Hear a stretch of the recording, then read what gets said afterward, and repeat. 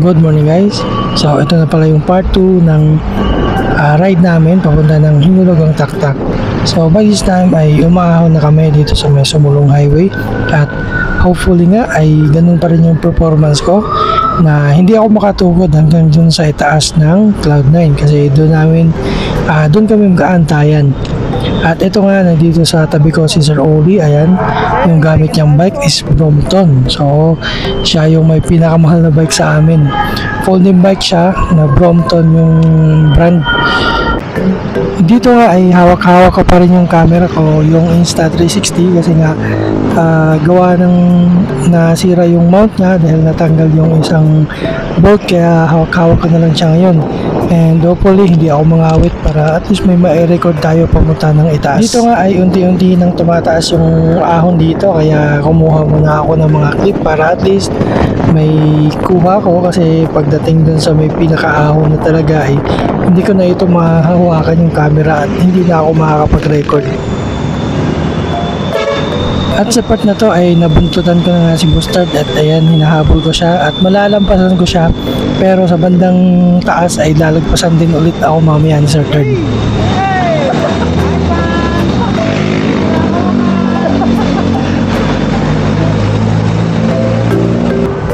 At dito nga ay medyo kumukunat na nga yung mga padyak ko dahil nga sa unti-unti nang tumataas yung ahon dito. So makunat para sa akin kasi nga hindi naman ako pro biker, hindi naman ako sanay, hindi naman ako laging nagbabike dito, kaya para sa akin makunat. Pero dahan-dahan lang at nararating ko naman yung taas ng Cloud9. Hindi naman ako pro biker at hindi naman ako laging nag-iensayo, pero may mga ilan-ilan din na nalalagpasan ko kahit pa 1-2 lang yung mga padyakan natin, no? Pero mayroon din na nalalagpasan tayo syempre dahil sa mga sanay na silang magbike at mga malalakas na yung mga tuhod, yung mga resistensya nila dahil sa mga nagsasanay sila araw-araw. Kahit pa sabihin na lang natin na 3 times a week or 4 times a week, no? So malaking bagay yun para maging malakas ka sa kalsada, lalong-lalo na sa aunan. Itong pagbabike naman namin na ito ay hindi naman to palakasan para sa amin. Ito ay way of exercise lang sa amin kasi nga 5 times a week diba tayo sa opisina, kaya weekend ito nagbabike kami para at least mapawisan at ma-exercise, maggalaw-galaw yung mga kasukasuhan, mga muscle ng katawan, no? So malaking bagay yun para at least mabawi mo yung 5 araw na nakaupo ka lang sa opisina. So at least ma-exercise din yung katawan mo. At eto na nga, sabi ko nga kanina, sa bandang dulo or malapit na sa Cloud9 ay maabutan ako ng Sir Third. Hindi pala recovery, wala pahinga.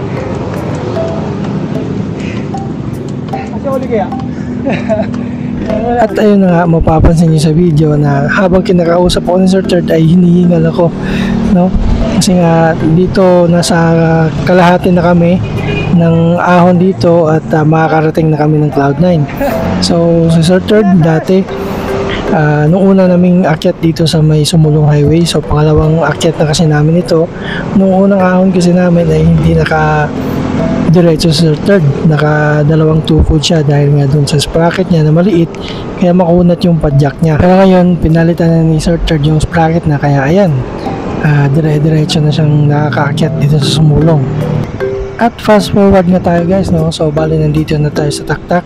Bali humabol na lang pala ako kina Sir Third at Sir Oli kasi nga inantay ko pa si Kuya Ray dun sa may Cloud9. Kaso umuwi na pala si Kuya Ray kasi nga nahilo daw siya, kaya hindi niya na tinuloy yung ahon niya. So bumalik na lang siya sa kanila at ako ito humahabol kina Sir Third at Sir Oli kasi nga nag-aantan sila dun sa kakainan namin. At andito na nga si Sir Third at Sir Oli, nakaantabay lang sa akin kasi nga para inform na hindi natutuloy si Kuya Ray. Hi pa! Hey! Hey, putol!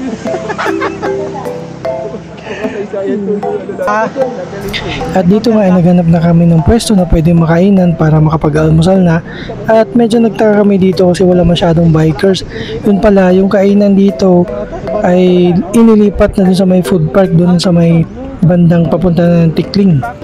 At fast forward ulit tayo guys. Bali, tapos na kami kumain na ito. Hindi ko lang na-videoan yung pagkain namin.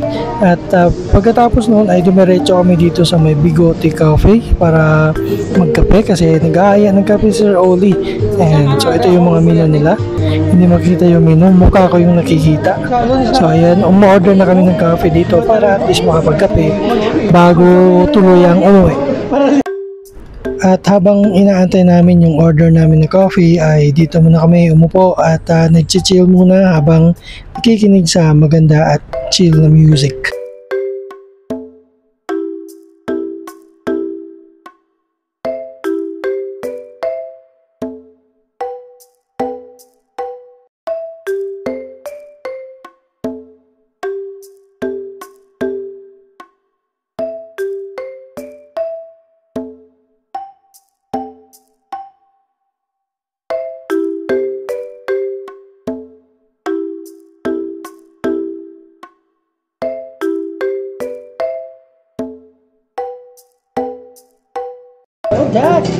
At dumating na nga yung in-order namin na coffee kaya ito, cheers muna tayo para sa ating coffee bike ride.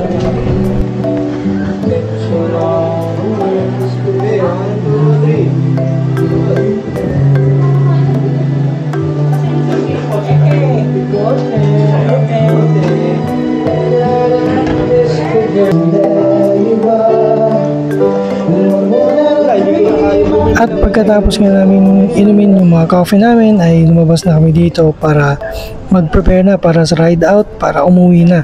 So dito pine-prepare na namin yung mga papantakip namin sa mukha kasi mainit na no, kaya para iwas sunog ng mukha ay syempre kailangan natin takpan yung mga mukha natin. Siyempre, inom mo ng tubig para hindi ma-dehydrate. At pagkatapos namin mag-prepare para sa ride out, ay nagpicture muna kami saglit dito sa labas ng Bigote Coffee. At pagkatapos noon ay umuwi na kami. So, ayan lang guys. So, dito nagtatapos yung video namin. So, see you on the next ride. Goodbye and peace out.